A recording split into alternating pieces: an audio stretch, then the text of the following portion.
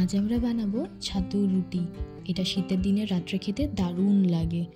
এটার জন্য খুব কম উপকরণই লাগে। নিচ্ছি আমি পেঁয়াজ কুচি, ছাতু, আজওয়াইন, নুন আর টক আচার। আপনারা চাইলে আচারে তেল দিয়েও ভালো করে মেখে নিতে পারেন বা সামান্য জল দিয়েও আমরা এখানে মেখে নিতে পারি। তারপর এটা মাখা হয়ে গেলে নিচ্ছি আটা, সামান্য নুন আর গরম জল।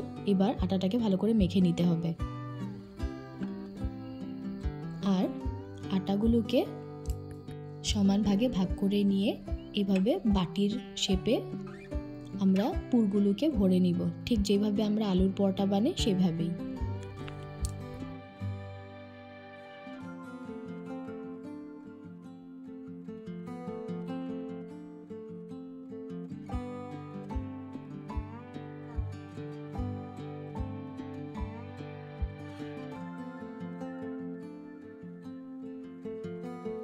এবার সামান্য একটু আটা দিয়ে হাত দিয়ে ভালো করে চেপে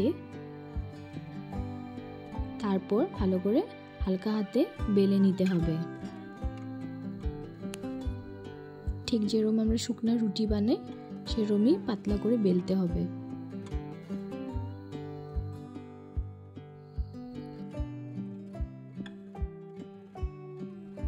এবার একটা ননস্টিক কড়াইতে আমরা রুটিগুলোকে ভালো করে সেঁকে নিব।